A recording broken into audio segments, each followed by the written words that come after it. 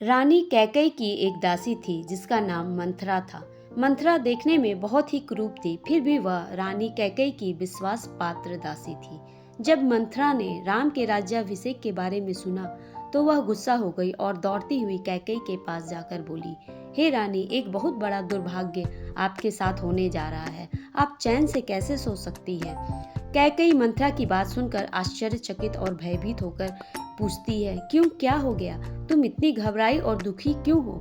राम ठीक है ना? क्या भरत का कोई समाचार आया है? मुझे बताओ, तुम्हारे चेहरे का भाव मुझे डरा रहा है, जिससे मैं चिंतित हूँ। उदास चेहरे से मंथरा बोली, ओह, वे सभी ठीक है, पर आपका तो सब कुछ खत्म हो जाएगा। कैकेयी ऐसी बातें सुनकर डर गई। उसने मंथरा से कहा, शांत हो जाओ, तुम इस तरह की अशुभ बात क्यों कर रही हो? तुम जो भी सोच रही हो मुझे बताओ, सच सच बताओ, मेरे ऊपर क्या विपदा आने वाली है? मंथरा ने कहा, राजा ने भरत को अपने नाना के यहाँ भेज दिया है और वह कौशल्या के पुत्र राम को अयोध्या के राजकुमार बनाने जा रहे हैं। राम अयोध्या के सिंहासन का उत्तराधिकारी बनेंगे। कल उनका राज तिलक होने वाला है। कैकेयी ने चिंता मुक्त होते हुए मंथरा से कहा, यह तो अच्छी बात है, तुम इतनी क्यों उदास और चिंतित हो? यह हमारे वंश की परंपरा है कि सबसे बड़ा बेटा ही सिंहासन का उत्तराधिकारी होता है। तुमने बहुत ही अच्छा समाचार दिया है। यह लो मोतियों का हार, यह उपहार मेरी तरफ से। उदास मंथरा ने उस हार को जमीन पर फेंक दिया और कहा, ओ रानी, क्या सही है और क्या गलत, इस बात का निर्णय तुम नहीं कर पा रही हो। जब राम राजा बन जाएंगे तब तुम्हें लगता है राम भारत को शांतिपूर्वक जीने देंगे? राम के राजा बनते ही कौशल्या राजमाता बन जाएगी। तुम्हें और तुम्हारे बेटे भरत को उन दोनों के गुलाम बनकर उनका तिरस्कार और निरादर को बर्दाश्त करना होगा। इन सब मंथरा की बातों का कैकेयी पर कुछ असर नहीं होता है। अंत में मंथरा बोलती है, ओ रानी, आप राजा दशरथ की सबसे प्रिय रानी हो, इसलिए सब दास आपकी आज्ञा तुरंत मान लेते हैं। परंतु जब कौशल्या राजमाता बनेगी तब राजा दशरथ आप पर ध्यान नहीं देंगे। तब क्या अन्य दास दासी आपकी बात सुनेंगे? अब कैकेयी को चिंता सताने लगी। मंथरा कैकेयी के चेहरे के भाव को समझ गई और बड़े उत्साह से कैकेयी को बताती है, मैं तुम्हें बताऊंगी कि इस दुर्भाग्य से कैसे बचना है।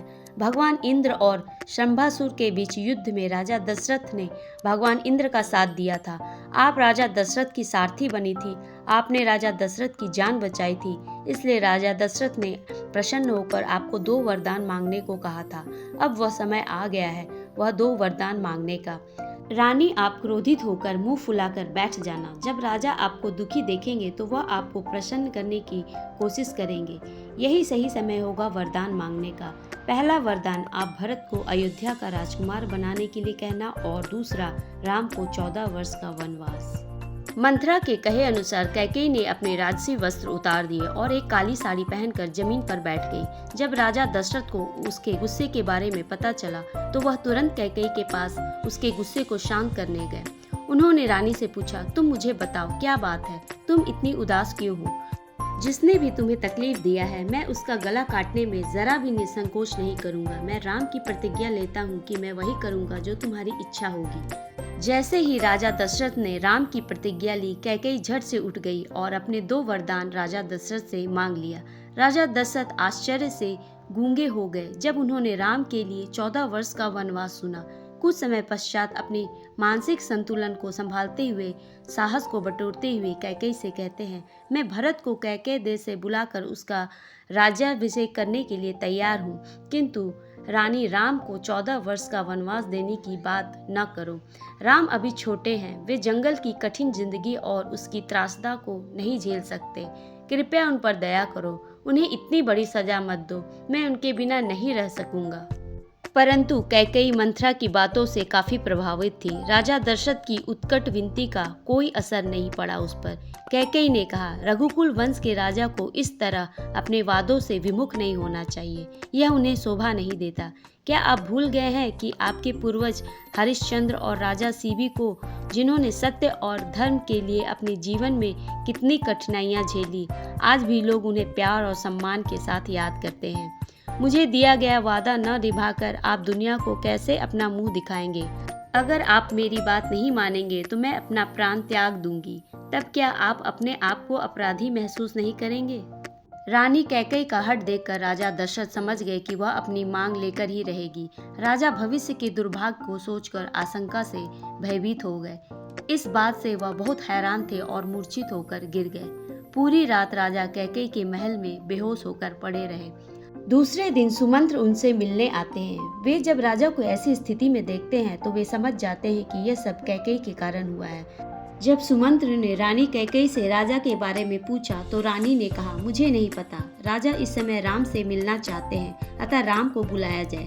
राजा भी सुमंत्र को राम को बुलाने को कहते हैं। सुमंत्र राम को बुलाने चले जाते हैं। राम और लक्ष्मण राजा दशरथ के पास आते हैं। राजा दशरथ राम से कुछ कहना चाहते हैं, परंतु दुख के कारण उनका गला अवरुद्ध हो गया और वे एक शब्द भी नहीं कह पाए। वे एक बार और बेहोश हो जाते हैं। अंत में कैकेयी ही राजा से मांगे 2 वरदान को बताती है। राम सब कुछ समझ जाते हैं। वे कैकेयी से कहते हैं, मैं पिता की इच्छा का पालन अवश्य करूंगा। मैं अभी ही जंगल की ओर प्रस्थान करता हूँ। आप भरत को बुलाकर उसके राज्याभिषेक की तैयारी करें। मैं अपने भाई भरत के लिए अपना जीवन जंगल में बिताने के लिए तैयार हूँ। मेरे जीवन में अयोध्या के साम्राज्य का उत्तराधिकारी होना ज्यादा महत्वपूर्ण नहीं है। राम कौशल्या के पास जाकर कैकेयी के महल में हुई सारी बातों को बताते हैं। माता कौशल्या भी यह सुनकर अवाक रह जाती है, परंतु उसने अपने आप को तुरंत ही संभाल लिया। माता कौशल्या की दुर्दशा और गुस्सा को देखकर लक्ष्मण भी गुस्सा से कांपने लगते हैं। राम ने लक्ष्मण को शांत कराते हुए कहा, भाग्य को कोई नहीं बदल सकता, यह मेरे भाग्य में है। आप जंगल जाने के लिए मेरे लिए आवश्यक तैयारी करें।